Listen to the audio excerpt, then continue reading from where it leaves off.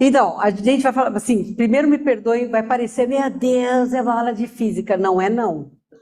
É porque hoje me preocupa muito, e acredito que a eles também, aos meninos e a Margarete, todo mundo que tem cabeça, como o Wagner, o volume de bobagens, aqui vocês me veem? O volume de bobagens que a gente escuta e vê, e é por maldade? Porque é problema de quem fala, não é nossa a motivação. Mas é óbvio que no momento em que está se trabalhando para a expansão da consciência de toda uma humanidade, nós somos exceção à regra. Porque a minoria acredita em reencarnação, a minoria acredita no fenômeno mediúnico, a minoria acredita em ET. Vocês concordam comigo? Tá, é muito mais fácil acreditar que o Corinthians vai ganhar do Palmeiras. É muito mais fácil, que é mentira porque não vai. Mas é mais fácil, sacou? Então, eu sou mesmo cientista, sou mesmo, porque os meus pés estão fincados na lógica. Aí eu não tenho medo de dizer eu acredito nisso, porque realmente eu acredito no que se comprova verdadeiro dentro da minha ótica, tá? Mas eu usei o Albert Einstein bastante nessa nossa conversinha aqui. Ixi Maria, já começou. Claro, as perguntas master de todos nós. Quem somos nós, né? Vocês nunca se perguntaram isso, óbvio, claro. Por que fomos criados? Eu tenho escutado isso muito no canal. Deus não tinha nada melhor para fazer? E quem criou? Essas perguntas são muito importantes porque esse é o reflexo da mente que começa a se expandir. A pergunta é fundamental. Às vezes ela é mais importante do que a resposta. Porque quem pergunta, este sim está buscando um caminho. Então, quem somos? Por que fomos criados e por quem é o que a gente vai discutir hoje. Mas é claro que a gente vai falar da semeadura das sementes estelares, né? Então, a fonte criadora motivou tudo. Essa colônia, essa mentira que vocês estão falando para a gente acreditar. Tal.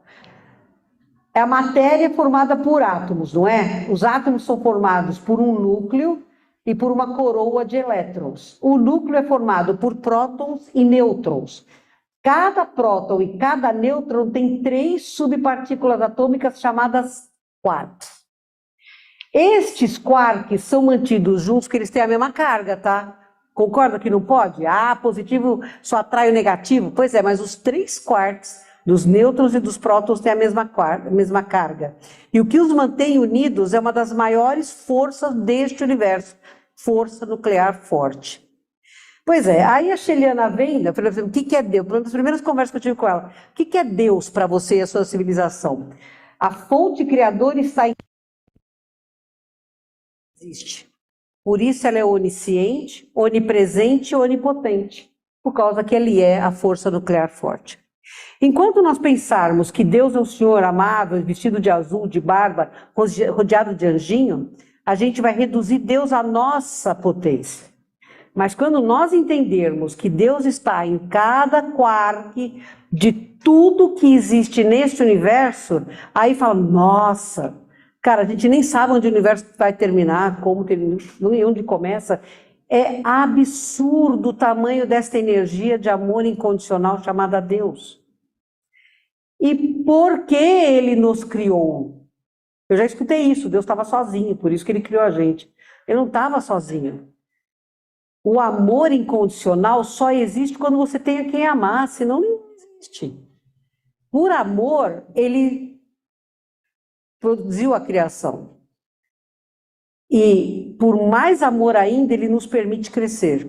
Então, eu não acho que eu estou reduzindo Deus quando eu digo assim, cada vez que uma unidade que ele criou evolui, Deus cresce em energia quântica. Porque para mim isso tudo se soma. Não é? Quando o ser de um planeta expande a sua consciência e dá um salto quântico para o próximo estágio, o planeta aumenta a sua evolução, o sistema solar deste planeta aumenta a evolução, a galáxia deste sistema solar aumenta a evolução, o universo aumenta a evolução. É uma consequência, soma. Nós não estamos sós. Nós somos o fractal de algo tão grande que a nossa mente física não consegue dimensionar. Nem a mente espiritual consegue dimensionar. Mas o fato é que nós somos um fractal. como já foi falado aqui, né? Essa aqui é uma imagem do telescópio espacial Hubble, do aglomerado de galáxias SMAC em 2017. Olhem bem essa imagem. Agora vai entrar ciência, quem não gosta me perdoe, mas vocês precisam disso para entender o resto. A velocidade da luz é de 3 vezes 10 à quinta potência, ou seja, 5 zeros, quilômetro por segundo. É rápido, né? No Big Bang, até hoje, o nosso universo tem 13,8 bilhões de anos. Nesse tempo, a luz viajou 10 elevado a 23 quilômetros. 10, 23 zeros. Eu escrevi, eu fiquei cansada, eu parei no 21, falei, mas... gente, isso é muita coisa, do boom. O que é o Big Bang? É quando este universo surgiu do universo imediatamente anterior. A teoria do universos paralelos, que a mecânica quântica, ou física quântica, como vocês preferirem dizer, propaga, e eu acredito nisso porque é assim que eu vejo também, cada universo vem, mas não é uma cebola que vem de dentro para fora, porque os maiores são as cascas externas. Cada vez que o universo atinge um quantum de expansão X, um novo universo cria-se por um gigantesco buraco de minhoca. Esse é o nosso Big Bang. Aquela energia, sabe, galáxias começam a colidir, já está vendo isso aqui, né? A galáxia colide, muito planeta explode, tem um enorme volume de energia liberado, de massa liberada em vários setores do universo. Existe um momento em que este quantum atinge o risco de explosão. Como a taça de cristal, quando a Margaret canta, que ela começa a fazer blum, blum, blum, quando a Margaret atinge a nota da taça, a taça faz pim. Pois esse é o risco do universo, fazer este pim, porque as Margaretes começam a cantar no universo. É o grupo, Margaret explode o universo, cara, eu já cheguei a essa conclusão também. Porque ela viu a bagunça energética que deu aqui, só pode ser porque ela estava cantando, só pode.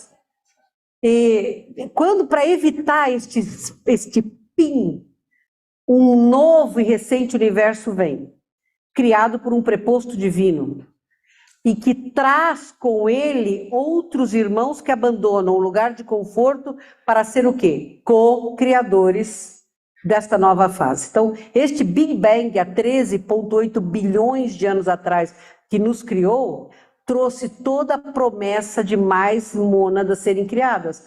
É um recomeço para todo mundo. Mas vem gente de outro universo para cá? Pode vir sim, mas o universo não é criado para pegar os outros. O universo é criado para continuar criando. Um dia vai chegar que o nosso universo vai estar nesse ponto de explodir. Pumba! Surge o outro universo. Neste momento nós somos o caçulinha da família. Os doidinhos, né? O universo está se expandindo numa taxa de 70 km por segundo de megaparsecs. Lembra que o André falou de parsec? É a medida de distância que se usa. 1 megaparsec é 3 vezes 10 a 19 km. É longe, hein? Eu esqueci, a chilena fala, isso é um parsec de distância. Eu falo, meu Deus do céu, para ela não é nada, para nós a gente nem, né? Em tese, gente, os extremos deste universo distam 46 bilhões de anos-luz um do outro. Isso tudo, a ciência da nossa Terra, que é muito legal, apesar de ser bastante reducionista, mas é tudo baseado em estudos de ótica celestial, ótica do cosmos. Isso aqui não é chutado, não. Isso aqui é cálculo. Isso aqui é cálculo do supercomputador, inclusive. A galáxia GN-Z11, que é a mais perto, tá? Quando nós fomos criados... Hoje, a luz dela demora 13,4 bilhões de anos-luz para chegar à Terra. Quando a Terra nasceu, demorava só 3 bilhões de anos-luz.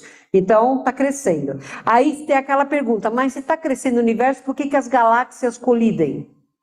Essa é uma pergunta que a gente tem que fazer. Eu não encontrei ainda com o Jeová para perguntar para ele, nem com Deus, eles não me responderam, mandei WhatsApp, ninguém respondeu. Mas concorda, se ele está crescendo, por que as galáxias colidem? Porque elas estão no mesmo campo quântico. E quando você está no mesmo campo quântico, você se soma. É quando duas almas se encontram, cada um com seu campo quântico, mas ele é similar, elas se somam, tá? Agora, esse é o Hubble, tá? O Hubble é bárbaro, né? Vê o James Webb, ó. A mesma galáxia feita pelo espetacular telescópio espacial lançado este ano, James Webb. Olha a diferença. Hubble, James Webb. Ó a definição. E eles estão dizendo que o ano que vem eles vão lançar uma coisa melhor que o James Webb. Já imaginaram as imagens? Quer dizer, dá para dizer que a gente não está evoluindo em ciência? Não, a gente pode não estar evoluindo moral e eticamente, mas cientificamente está arrasando. A ciência explica Deus? Talvez. A Margareth cantou uma música que eu gosto muito dela, fala: ninguém explica Deus. Você canta, você só faz essa frase, mas eu não gosto dessa música. Veja, a ciência não ratifica a existência de Deus, tá? Não há hoje nada em ciência que diga Deus existe. Mas há vários cientistas que pensam fora da caixa. Albert Einstein, né? Se existe um Deus que criou todo o universo e todas as leis da física, Deus segue as próprias leis de Deus? Ou Deus pode suplantar suas próprias leis, como, por exemplo, viajar mais rápido do que a velocidade da luz, e assim ser capaz de estar em dois lugares diferentes ao mesmo tempo? Onipresença. Ele questionou. Albert Einstein acreditava em Deus às vezes. Tem muitas frases dele que falam o oposto. E tem frases dele que não, ele acredita. Era uma mente privilegiada, é uma mente privilegiada, mas é uma mente que questiona. Então, enquanto 1 e 1 forem 2 absoluto, ele vai dizer que pode ser 1,5, 2, 3, 0, não é? Então, ainda nós não temos uma comprovação. Mas vejam que interessante esses estudos novos. Você já ouviu falar do princípio da conservação, o entrelaçamento quântico? Gente, isso aqui é sensacional. Quando eu li a primeira vez, eu fiquei com uma cara de mano. Aí a Chilena pacientemente explicou para mim: olha, unidade, isso quer dizer isso aqui. Eu vou falar exatamente o que ela me ensinou, tá? Uma partícula, ela gera duas subpartículas, a A e a B. Essas duas subpartículas, elas estão assustadoramente conectadas. Assustadoramente é o termo usado pela física quântica, desenvolvida por Max Planck, ok? Essas duas partículas, não importa aonde estejam, uma pode estar na extremidade sul e a outra na extremidade norte do universo. Elas estarão sempre conectadas. Se uma delas assumir carga positiva, a outra automaticamente assume a carga negativa, porque elas estão sempre conectadas. E aí, o que isso tem a ver? Pois é. Veja, Einstein chamou isso de esse entrelaçamento quântico, é uma ação fantasmagórica à distância. O que significa isso aqui? Transferência de informação quântica. Se uma partícula está fantasmagoricamente ligada à outra, não importa onde elas estejam, o que a partícula B sabe, a partícula A sabe.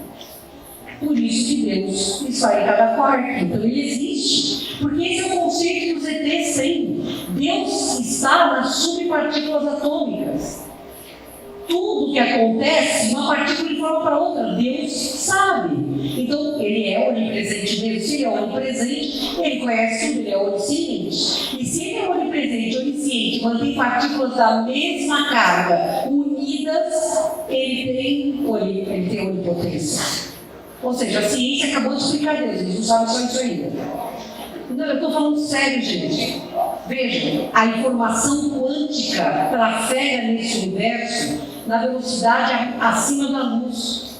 No momento em que um quark obtém um conhecimento, todos os quarks obtêm o mesmo conhecimento, porque todos os quarks são a fonte criadora.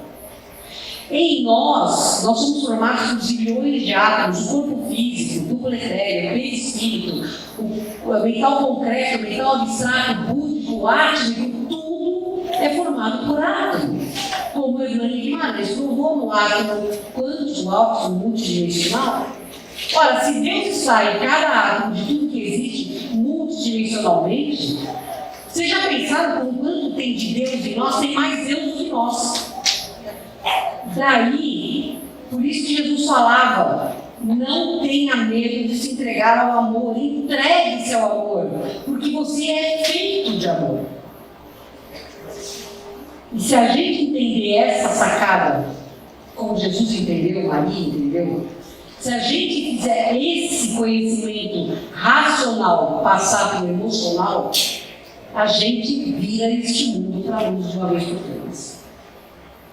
Ó, faz 2000 anos que o cara falou isso, a gente não entendeu, mas agora a física está explicando e a gente vai entender, né? Vocês estão com uma cara tão assustada. Não fiquem não. E aí, né, Fabinho aqui, a gente combinou, né, Tia? A gente combinou que é pôr o slide igual, foi combinado. A teoria monádica, né, a mônada, a alma, e aqui está em personalidade pode ser dividido no espírito, foi uma teoria trazida pelo Joshua Davidson. Já ouviram falar dele? Joshua Davidson, que foi, quer dizer, que tem como mestres a Alice Bailey e o Dval Kuhn.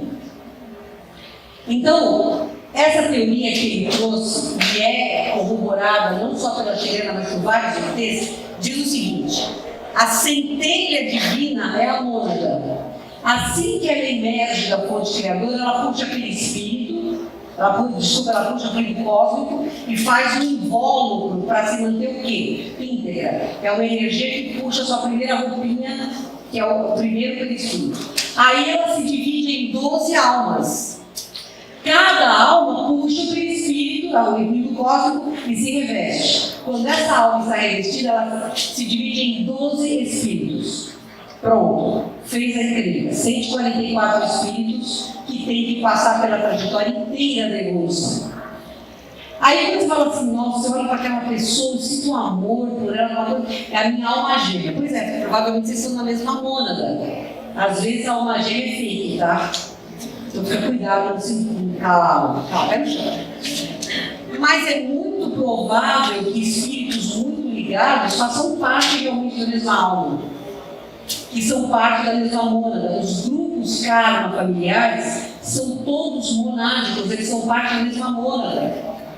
Por isso que você só se livra da encrenca quando você muda de estágio.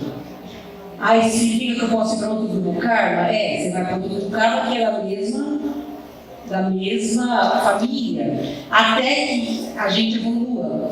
Para que uma mônada se reintegre à fonte criadora, todas as 12 almas têm que ascender. Para que uma alma ascenda, todos os 12 espíritos têm que ascender.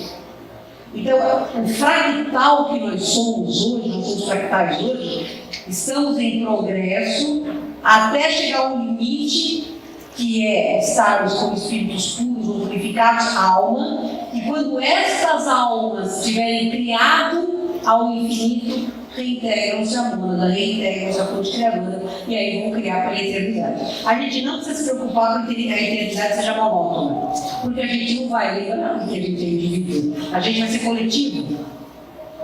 E essa sensação de coletividade é que os insetoides têm e nós perdemos. Os insetoides, eles sempre pensam em coletivo.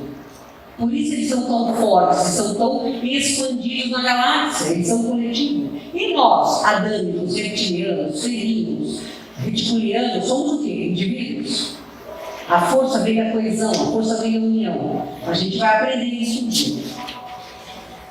Bom, aí você pode encontrar sua alma gêmea ou não. Agora, os espíritos podem estar da mesma alma, né? Os 12 espíritos podem estar encarnados ao mesmo tempo, podem estar encarnados e desencarnados, podem estar no mesmo planeta, podem estar em planetas distantes, podem nunca ter se cruzado, mas as partículas A e B se mantêm assustadoramente conectadas. Não importa onde os espíritos estejam, da mesma alma, eles estão assustadoramente conectados. E muitas vezes, quando nós estamos dormindo, tem aqueles sonhos sem pé e cabeça, está havendo uma troca de informação quântica entre os espíritos da mesma alma. A alma aprende pelo coletivo também. Você não precisa aprender sozinho. Os 12 espíritos da alma trocam informações ao nível subconsciente. Então você não precisa ter necessariamente morrido afogado para sentir a sensação do afogamento. Entenderam isso? Por isso que quando a gente fala de regressão, de acesso e tal, às vezes não é a tua memória exatamente. Isso aí, o profissional às vezes tem que ser muito bom para não induzir em você um trauma pior do que você já tem, né? Agora, existem leis universais que valem para qualquer lugar deste universo.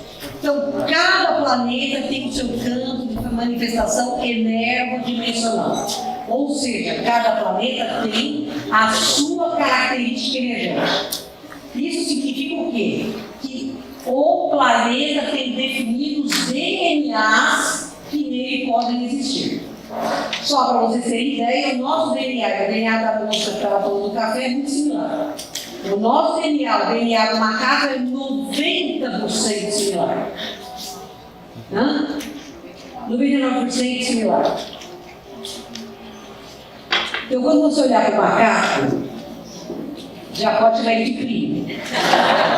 99% similar. Gente, a Terra tem um DNA mãe quântico do planeta. O que isso significa? Que um cidadão de outro planeta, nascido aqui, não pode existir. Para nascer na Terra, ser gerado na Terra e nascido na Terra, ele tem que ter o DNA quântico da Terra.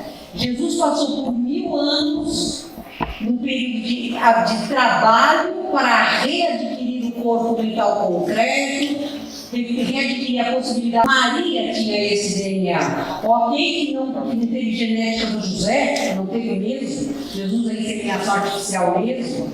Essa mexida de DNA foi feita porque um corpo totalmente humano não suportaria enquanto, ainda que extremamente reduzido, teve para.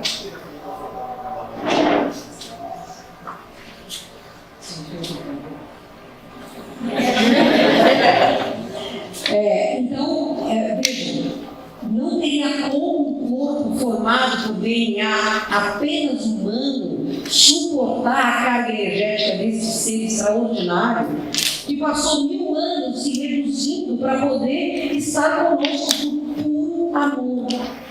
Porque ele sacou que os maluquinhos aqui da Terra não estavam conseguindo ir além do ódio, além do medo, além da força desmedida sobre o direito.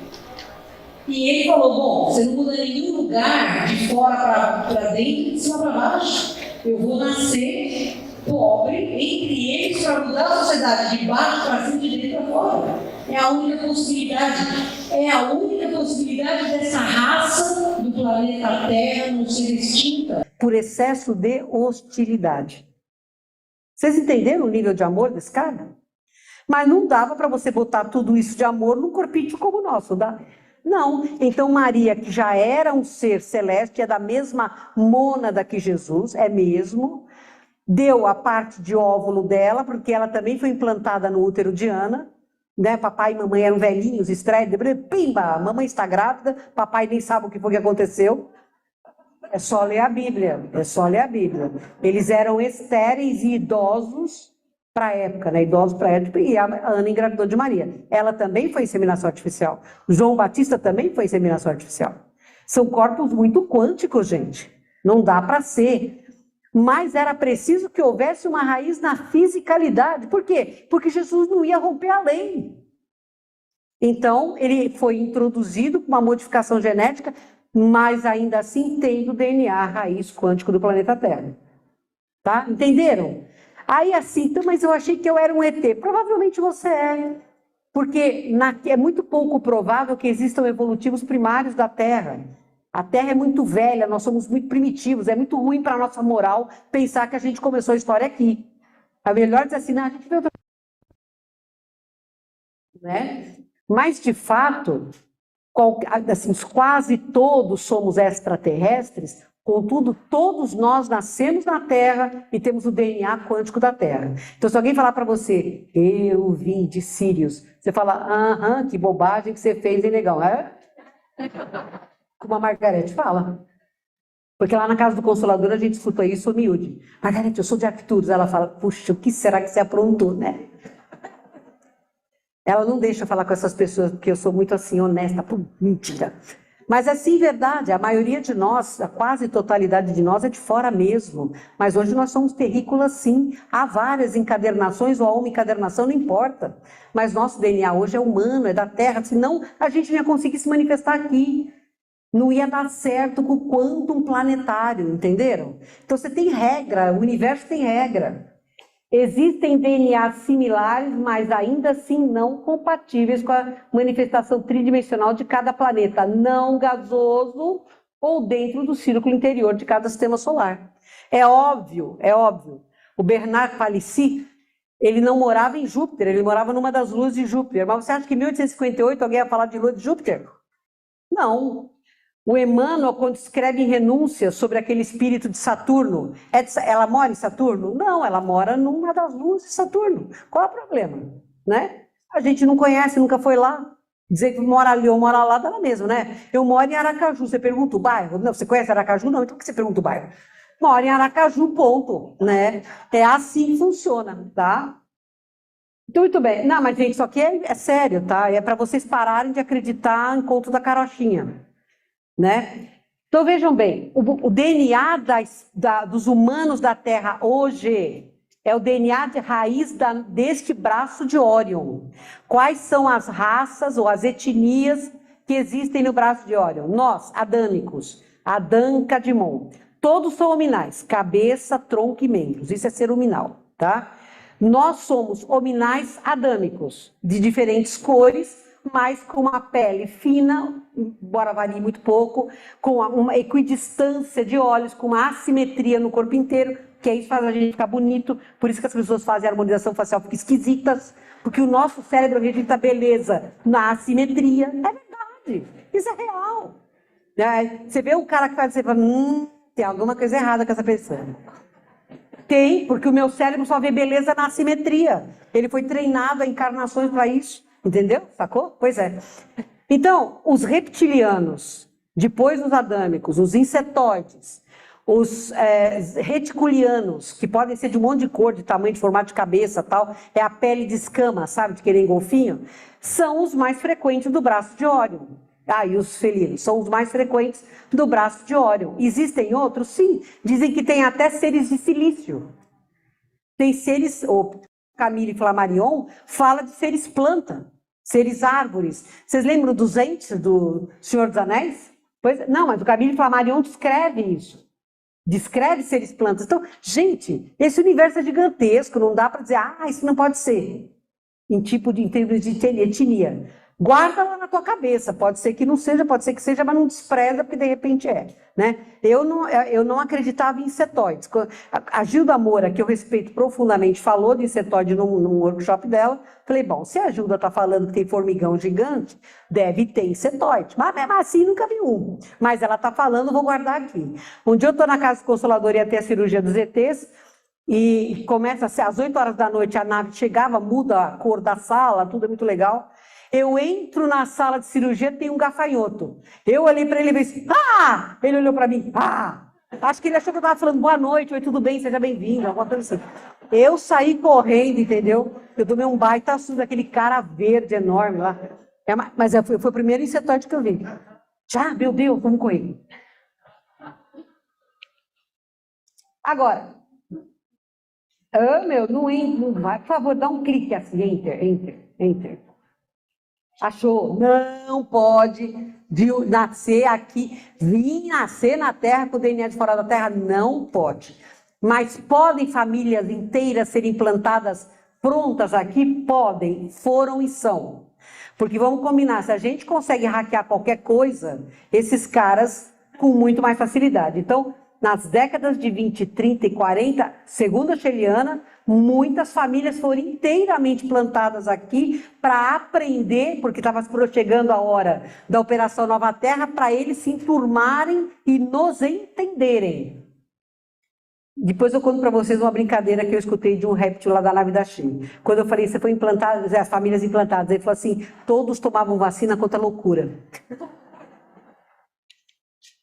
Bom, e a gente povoando a Terra, né? Como já mostraram aqui, vejam, nós não temos fotografia da Via Láctea, porque nós nunca conseguimos sair da Via Láctea para fotografar, claro, tá? Então isso aqui é desenho. O que a gente sabe? Você tem um núcleo, que é um buraco negro, rodeado por duas estrelas de enorme potência, que são os portões ou guardiões desse buraco negro. Foi por esse buraco negro que chegou a turma da pesada que criou a Guerra de Órion, tá? Os danados vieram pela porta que alguém estava dormindo quando eles chegaram aqui. Nós moramos aqui, ó, no braço de Órion. Estamos entre o braço de Perseus e o braço de Carina Sagitário. E a gente está bem aqui, aqui é o nosso Sol. Ou seja, a gente é menos do que a cabeça de um alfinete, o nosso Sol. E a gente se acha tudo, né? Só a gente existe. Muito bem, nós temos na Via Láctea entre 200 e 400 bilhões de estrelas. E aproximadamente 400 bilhões de planetas. É muita coisa? É, então obviamente nós não estamos sós, né? Não mesmo. O nosso Sol demora 225 milhões de anos para fazer uma órbita em torno do Sol central, que os maias chamavam de Hanabiku, tá? E a gente está aqui. Bom, as nossas raízes, os seres que vieram para a Terra, todos eles dentro do projeto de Jesus, da criação de uma escola aqui na Terra, né? A maioria, esses engenheiros siderais vieram para cá e fizeram uma série de testes. A Lua era fértil, tinha tudo que vocês imaginam na Terra, a Lua tinha, era um laboratório experimental, tá? Que obviamente cumpriu a função dela, deixou de ser hoje aquilo que a gente conhece, né? Que está lá sequinha, mas tem água na Lua, tem gelo na Lua e tudo, etc. Mas está lá mais sequinha, ela foi um laboratório. Então, foram experimentados lá o DNA que daria certo aqui. Foi experimentado. Por quê? Porque você não brinca com a vida, né? Os principais tributários da Terra são os planetas do cinturão de Órion, das Pleiades e de Sírius e Vega, tá? Capela. Capela é um planeta que fica na constelação do Cocheiro ou Auriga. É aqui no braço de Órion, mas está longe para Dedéu. Quando os planetas desse sistema, após a Guerra de Órion, antes da Guerra de Órion, começaram, ela fica corrigindo, é uma coisa emocionante. Eles começaram a migrar para a regeneração, a maioria já muito mais evoluídos cientificamente do que nós, mas moralmente não. Aqueles espíritos que não se ajustavam à filosofia da regeneração tinham que ir para algum lugar, certo? Certo. O que eles fizeram? Manda para a Terra. Porque a Terra está com uma turminha lá para começar. Então, vamos lá. Nós já tínhamos aqui o Australopithecus afarensis, tá? Órion, principalmente, ó, Bellatrix, Betelgeuse, os 35%, ó, a maioria veio aqui, ó, de planetas que são irradiados por Betelgeuse. Aí Arcturus, hein? Pois é. Os caras apareceram agora, tá? Eles não compuseram a nossa humanidade. Então, se a gente fosse olhar para o céu, lógico, aqui é o céu do hemisfério norte. Sírius, Betelgeuse, Aldebaran, Pleiades e Vênus, ó. Aldebaran, só se entusiasmou por Aldebaran? Porque só me conta essa história aí. Essas são as Pleiades, né? Alcione, que é o maior do Sol das Pleiades. Os Incas diziam que Alcione é o Sol dos Sóis. Só para vocês terem uma ideia do potencial deste Sol extraordinário, as Pleiades são sóis azuis, são estrelas azuis. É quente para dedéu, então não tem nenhum planeta próximo, porque incinera. Mas é impossível um planeta não ter, no mínimo, regeneração para viver orbitando esses sóis. Porque aqui não dá para ser se você não tiver já quantum. Então, o quantum do planeta já tem que ser maior do que para nós, por exemplo. Alcione recebe energia do Sol central e ela passa o dobro do que ela recebe para nós da Terra, a fim de nos iluminar nesta fase de transição que estamos. Isso começou na convergência harmônica em 88. Então, ela é muito importante. Aí, quando vocês escutam, vão vir 250 mil carinhas de Alcione, acreditem, porque vão vir mesmo. Eles estão se preparando há um tempão para vir resolver o problema dos maluquinhos da Terra. Tudo primo deles, né? Esses caras mexeram aqui, tá? Eles pesquisaram aqui, então não são inocentes, não. Ok? Nós somos malucos, mas o DNA deles está aqui com a gente. Esse aqui era a Terra primitiva, Pangeia. Era um continente só, gente, ó. Né? Há 4,6 bilhões de anos, nós éramos assim. A vida começou aqui há 3,5 bilhões de anos. E os dinossauros, que aparentemente quem ia mandar na Terra eram os reptilianos, eles existiram de 251 a 65 milhões de anos atrás, quando algo aconteceu. Pangeia foi destruída. Alguma coisa muito grande aconteceu, talvez realmente uma chuva de meteoros. Mas vocês entendem por que os répteis dizem que a Terra é deles e não dos adâmicos? Porque a primeira espécie que vingou e foi para frente foram os répteis. Os mamíferos ficavam quietinhos. Os primatas, coitados, eram os miquinhos, eram pequenininhos, eram miquinho. Era aquele ratinho, eles nem contavam. Por isso que os reptilianos dizem que a Terra era deles e não nossa. Vocês entenderam? Mas não é não, por quê? Porque eles devem ter feito alguma coisa catastrófica, porque acabaram com eles e com Pangeia. Quer dizer, a coisa foi tão grande que para exterminar, e só depois disso é que começam a aparecer os Australopithecus, né? Então, vejam, é muita coincidência, né? Eles somem a 65 milhões de anos, Pangeia é dividida em 65 milhões de anos, e aí nós começamos a falar das raças humanas adâmicas na Terra. A primeira é primitiva e etérea.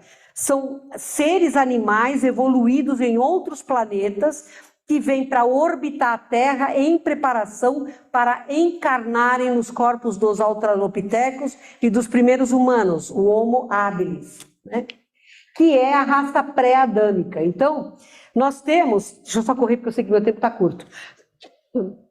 O Australopithecus afarensis, ele tem de 3,5 milhões a 2 milhões de anos atrás. É longe, mas é curto. Se a gente fizer história, é curto. O habilis, neste cara, encarnam os seres da primeira raça humana, que eram de animais vindos de outros planetas. Começou com 2,4 milhões de anos e foi até 1,6 milhões de anos. Percebam que eles se entrelaçam, ó. O Erectus, onde começam a nascer os capelinos que vieram para cá, os piores são os primeiros a nascer aqui, começaram a aparecer com 2 bilhões de anos e foram até 400 mil anos. E aí fica legal, né? Com 2,5 milhões de anos até 2 mil anos surge o Homo sapiens neanderthalis, o Cro-Magnon. E só depois, 300 mil anos, é que surge o sapiens sapiens. Percebam isso aqui, gente, ó. Vocês estão vendo a angulação do rosto? Mudou? Do macaco para o habilis, para o neandertal, para o homem sapiens. Vocês percebem a diferença da inclinação da face, não? Percebem? Por causa desse osso aqui, ó, o esfenoide. É uma borboleta que fica aqui. Cada vez que esse osso angula, uma nova raça está chegando. Surprise, surprise! Bucomaxilidentistas estão identificando essa mudança já. Por isso que as crianças estão com a dentição tão maluca. Tem dente de mais e boca de menos. Por quê? Porque já angulou. Vocês percebem a testa das crianças? É um testão. Claro, vai ter que suportar um pré-frontal muito maior. Um cérebro mais avantajado, que vai passar do quilo 600 que a Margarete falou. E isso já está sendo identificado, é sinal que a sexta raça já chegou. Ela está sendo aprimorada, entendeu? Então, quando eu tenho uma mãe que falou assim, meu filho é cabeçudo. Eu falei, não, filho, ele é a nova raça. Ele não é cabeçudo. Né? Mas, gente, olha, tá nítido aqui, não tá? Ó, Neandertal, o homem moderno, o Erectus. Vocês veem a angulação? Ciência, de novo, socorrendo a espiritualidade. Né? Os lemurianos, segundo Emmanuel, ocuparam esse grande continente aqui, que fica no Oceano Índico. Foi a primeira colônia, ou a primeira tentativa de colonização do planeta Terra por extraterrestres. Eles vieram de um planeta, eles eram gigantões, 4 metros, um negócio pessoal fortão, mas eles acreditavam na magia acima de tudo, eles não tinham ciência, eles só tinham magia, paranormalidade. E os primeiros que vieram para cá para fazer essa colônia, vieram para cá porque eles queriam ver como é que eles reagiam num planeta onde a Kundalini, a energia telúrica, era muito alta. Eles vieram para estudar, para ver se eles eram capazes. Pô, eles viram que eram capazes, não tinha ninguém para combatê-los. Nós é pó e a carne é fraca, porque eles não tinham tanta evolução ética e moral assim. Eles começaram a ficar loucos, entraram numa guerra fratricida, acabaram, fizeram o quê? Acabou com a Lemúria, fundaram a Lemúria. Aí, tá lá o coitadinho do habilis, né? Os lemurianos foram, viram, não venceram, morreram. E aí veio o Ábiles. Quem vocês acham que encarna nesses espíritos, além dos animaizinhos que evoluíram para o adâmico? Quem? Lemurianos. E aí eles começaram a cascar pedra. Começaram a viver em grupo, mas sem idioma, sem nada. Por quê? Porque eles estavam espiritualmente atoleimados. Estavam muito doentinhos. Mas eles não tinham linguagem e vocabulário. Era assim... Olhava para a Margarete... Era assim que era, tá? Não tinha organização social nenhuma. Aí nós sofremos uma intervenção genética séria. Chegam os capelinos. E o Homo erectus produz o fogo, produz a linguagem vocabular, começa ali, o bagazu, uga-uga. Uga-uga significa, Marga, arranja para mim um cafezinho. Mas aí começa a família. No Ábiles, quem mandava no grupo era o mais forte, não o mais inteligente. No Erectus é o mais inteligente, o que tem mais respostas, o que é capaz de defender a tribo. No Ábiles, eles não sabiam o que era macho fêmea, era instintivo. Quando dava certo, vinha uma criança. Eu estou falando sério, gente, isso é real. O Erectus tem família, o homem traz a caça, a mulher cuida da cria. Eles começam a usar roupas para cobrir a sexualidade. Eu estou correndo, olha a obsessão, tá vendo? Desenvolvem a linguagem, desenvolvem a música, copiando o som da natureza. Começam a desenhar nas cavernas e começam a ter contato com os deuses. Porque Jesus prometeu para os capelinos que desesperados eram trazidos para a terra, eu não os deixarei sós. Ele fez essa promessa. Jesus é um cara que cumpre tudo que fala. Então, os seres de outros mundos, principalmente de Capela, vinham acolher, abençoar a depressão que eles sentiam que devia ter sido medonha. Imaginem, tá? Imaginem. A gente não é o suprassumo da tecnologia, mas imaginem se vivendo numa caverna pelado, tendo que comer carne crua. Matar bicho, comer coisa que não era... Vocês conseguem se imaginar a situação? Então imagina os capelinos, a depressão que eles sentiam, então imobilizava. E Jesus prometeu que não os abandonaria. Então vieram os ETs, começaram aí a ter contato, porque aí eles viam alguma coisa que dava um eco de lembrança. E eles começaram a superar a tristeza e a depressão e produzir o quê? Evolução. Que foi para isso que eles vieram para cá. Para evoluir individualmente, mas trazer a evolução do coletivo para o planeta Terra. Não é lindo isso? E aí, com 200 mil anos, nós temos mais um salto quântico, mais uma intervenção genética, e surge o Homo sapiens neanderthalis e Cro-Magnon. Eu estou radiando futebol agora, quando eu correr. Este cara tem inteligência, este cara se comunica, este cara vê a roda, desenvolve a agricultura, ele aprende com os deuses, ele aprende com os ETs, ele é capaz de realizar sozinho. Mas aí, então, a gente começa a achar que está por cima da carne seca. E Jesus fala, ó, turma, a guerra de Órion já acabou, está reconstruindo um monte de planeta avariado e tal, um monte de planeta passou para ser regeneração. E tinha uns caras que não encaixavam, não dava para ficar lá, não dava para ser. O que acontece nesse caso? Jesus faz uma convocação. Vocês que não se sentem confortáveis na regeneração, podem vir para um planeta que está começando agora para impulsionar os que lá existem, para que eles evoluam. Exatamente como a civilização da Sheliana foi para o planeta dela, para impulsionar. Eles chegaram aqui, né? E Jesus falou, vocês têm que ajudar os sapiens para eles evoluírem e tal. Aí eles ficavam assim, ó, eu faço caridade, eu aqui, você lá embaixo. E Jesus queria que eles praticassem fraternidade. Eles não entenderam. Começaram a achar que eram os reis do caqui, tinha energia abril. Tinha os brancos que eram cientistas, os vermelhos que eram xamãs. Guerra fratricida. O que eles fizeram com a Atlântida? Destruíram a Atlântida. Só que nessa base de encrenca total, a gente destruiu a nossa magnetosfera por causa da energia abril, por causa das outras coisas bobas. E quando o nosso Sol entrou, porque Marte também estava ensandecido, tá? E dizem que Europa, uma das luas de Júpiter, também estava maluca.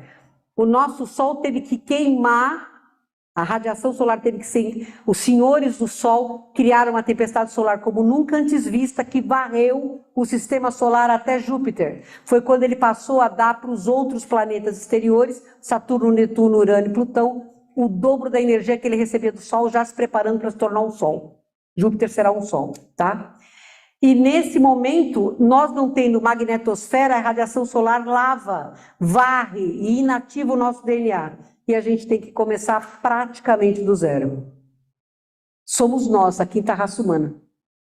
Inicialmente esquecemos quem é Deus, esquecemos de que temos mediunidade, paranormalidade, esquecemos de tudo e recomeçamos nas grandes civilizações. Então, este cara que somos nós, os sapiens sapiens, começa do meio do caminho, ele não começa tão pobre. E aí o que é que faz Jesus? Manda prepostos. O primeiro que ele manda é Rama. Quando os já aportados draconianos na África invadem a Europa e começam a combater os hiperbóreos que tinham descido para o meio da Europa para colonizar, por causa da nova era polar que estava tendo, a guerra os tornou absurdos, assim, perdidos, né? E ao estarem perdidos, Rama falou, não, vou pegar meu povo e levar para o Oriente Distante. O que Rama não contava? Tinha draconiano posado também lá. E esses draconianos entraram em guerra com os homens amarelos que Rama levou para lá. Só que ETs somados aos humanos, chamados os dragões somados aos humanos, conseguiram erradicar os draconianos de lá por um longo período. Só que agora eles voltaram e estão fazendo a festa lá. Então eles começaram na África e na Ásia, mas hoje estão espalhados até pelo nosso querido e amado Brasil. Os draconianos, ó, quem quiser ler sobre o que eles fizeram na África, procurem vídeos do Credo Mutua. Credo Mutua. Ele conta essa história com riqueza de detalhes. Quem tiver estômago forte, tá? E eles acham que a Terra é deles. Então, o DNA terrícola é raiz de greis, insetóides, adâmicos e reptilianos. Se você precisar de um DNA para colonizar algum planeta, vai na Terra que dá. Tá? Foi exatamente o que eles vieram buscar aqui. E estamos recebendo a sexta raça humana, porque a nova Terra precisa deles. Seres que não vão ter só 100 milésimos de segundo para ter uma resposta emocional. Vão ter um tempo bem maior, mais do que o dobro, podendo usar o livre-arbítrio com ética, com estratégia. Então eu não vou comer um brigadeiro porque isso vai me matar. Até a página 2, obviamente. Mas esse domínio ético que a nova raça tem, está nessas crianças que não têm vergonha da própria sombra, que olham no olho, que falam coisas que deixam os adultos estupefatos. Não é? Crianças com uma inteligência absurda, que já nascem com a arte e com a internet no dedinho. Se vocês soubessem o que o TikTok está destruindo dessas crianças cristais, vocês tiravam o TikTok das suas crianças. Aliás, vocês não dariam celular para bebê, a não ser que o celular para bebê tivesse só programação educativa. Vocês dariam uma noite por semana sem televisão, sem nada elétrico, com velas, contando a história da família. Porque aí vocês iam ajudar essas crianças a construir a nova terra. Eles precisam conhecer a raiz, gente. Eles precisam saber a história das famílias, a história de luta e de superação, para eles serem o que vieram ser. Ah, consegui acabar a entrevista, Helena. Jesus Cristo. Quantos minutos? Beleza, então agora eu vou me esbaldar. Na verdade, ó, então, o que é real disso aqui, gente, ó? Quando os ETs, quando a Confederação, a pedido do comandante planetário, Jesus, fez o acordo com diretrizes planetárias, que é o plano mais alto, é a 7ª dimensão do planeta Terra. Todos ali são prepostos de Cristo. Quando foi feito este acordo, deles ajudarem a humanidade a dar o próximo passo com o menor dano possível, também foi deixado claro que eles não poderiam interferir. Por quê? Porque somos nós os habitantes responsáveis pela Terra. Eles não podem interferir. Então não pensem que o ET vai vir para resolver o problema de vocês. Ele não vai. Muito menos incorporar numa briga de marido e mulher para adaptar. Nem mentor da Terra faz isso, quando mais ET. Quem faz isso é médium mistificador. É pilantra. Mas vejam, é muito importante vocês entenderem isso. Eles estão ao nosso lado, lutando ao nosso lado para que a gente encontre a solução para os problemas que criamos. Eles estão limpando os rios, a terra e o ar, já estão trazendo espécies vegetais e animais. Se vocês procurarem artigos de botânica, vocês vão ver que, nossa, tal animal estava extinto, agora ele voltou, porque muitos animais, muitas espécies serão extintas agora, nessa mudança, porque obviamente o planeta de regeneração não é compatível com alguns animais que são mais selvagens. Eles são errados? Não, esses espíritos estão em evolução, mas não vai ser compatível com a energia da nova Terra. Mas obviamente que o maior efeito que eles podem ter sobre nós é a gente entender que não está sozinho, que nós não somos os reis do caqui, da cocada e do cacau, porque não somos. Nós compartilhamos este planeta com minerais onde a centelha divina dorme, com o vegetal onde ela sonha, no animal onde ele desperta e no nominal onde ele idealiza. Nós somos apenas a quarta parte deste planeta. Ah, mas somos os melhores, assim, em termos de inteligência racional. Sim. Agora, quem tem animal em casa pode me apontar um gato difamador, um cachorro fofoqueiro? Manipular, eles manipulam, como querem, mas, veja, não chega nesse nível deles te traírem, de fazer uma coisa, vocês concordam comigo? Então, a emoção neles é mais pura do que a nossa. Nós temos a inteligência racional que eles não têm e a espiritual que eles não têm. Mas emocionalmente eles estão mais puros. Por quê? Porque eles ainda não tiveram o total livre-arbítrio, eles têm quereres, mas o livre-arbítrio deles é muito iniciante ainda. Isso faz um universo de diferença. A nossa postura como humanos que acham que estão expandindo a consciência ou que estão buscando a expansão da consciência, nós temos que ter em mente que a gente só vai progredir quando a gente tiver autoconhecimento, porque se a gente não souber quem é, não conserta o que está errado. Não tenha vergonha de se olhar no espelho e falar, se eu pudesse eu me divorciava de você, mas eu não posso. Então se ame, se aceite, se aceite. Você é desse jeito, mas você já foi muito pior. Ó, levanta a mão quem teve uma doença grave, tipo câncer aqui, levanta.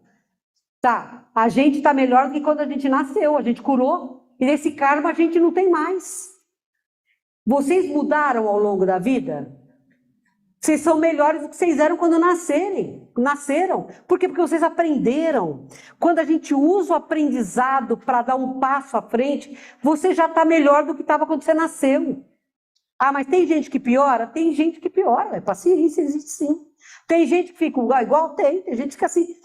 É problema deles, o nosso problema sou eu. Eu não respondo pelo DNA de ninguém, cosmicamente só pelo meu. Então não percam tempo, fulano falou que isso aqui você acha que é verdade? É problema de quem está falando. Se for verdade é dharma, se for mentira é karma. E quem acreditar, segue porque se afiniza com a ideia. Não percam o seu tempo. Não julguem, analisem, é completamente diferente. Uma pessoa deveria ser analisada pelo que ela faz de bem. Essa devia ser a única análise que a gente poderia fazer. Nossa, que legal, aquela pessoa me faz bem. Pronto. Aquela pessoa não me faz bem, eu vou me afastar. Pronto. Mas não percam o seu tempo em julgamento. Gente, nós não somos inquisidores. O pessoal da Inquisição, com exceção daqueles que eram mais cruéis, está todo encarnado no mundo agora. Se você sentir em você aquela fleuma de te peguei na curva, você foi inquisidor. Então olha no espelho e vê aquela coleirinha branca toda engomadinha que eles usavam e pensa que você pode ter perseguido pessoas e levado elas à fogueira. Desce da corte, desce do trono, desce do púlpito. Estou falando sério. Porque nós não somos mais inquisidores. Mudou. Hoje nós temos que ser analisadores. Esta árvore tem um bom fruto, vou comer do fruto dela. Esta árvore tem um fruto que não é bom, me afasto. Aquele fruto eu não conheço, então eu deixo ali para ver o que é que vai dar. Mas não julguem. E vou repetir o que Jesus falou à exaustão. Entregue-se ao amor sem medo. Porque o amar é muito mais do que querer ser amado em troca. Só amar já torna você pleno. Como Maria, como Jesus, como Francisco de Assis, Chico Xavier, Madre Teresa de Calcutá, Irmão Dulce, Gandhi, esses grandes seres, avatares extraordinários que tiveram na Terra, hoje não existem avatares na Terra. Hoje não tem. Tá? Por quê? Porque nós estamos por nossa conta e risco. Mas nada impede que nós nos tornemos realizadores do bem. Por isso o autoconhecimento é fundamental. O conhecimento é essencial, porque o conhecimento te traz ferramentas para você ser mais assertivo, ter mais qualidade de resposta, ser menos enganado, menos tapeado. Mas a prática do bem é tão importante quanto, se não for mais que as outras duas. Porque não adianta nada você ser autoconhecimento, conhecimento e ficar em casa fazendo A luz não é inútil, a luz é profundamente útil. E se a gente quer realmente fazer essa passada, nós precisamos muito deixar de falar e começar a fazer. Tá? Muito obrigada.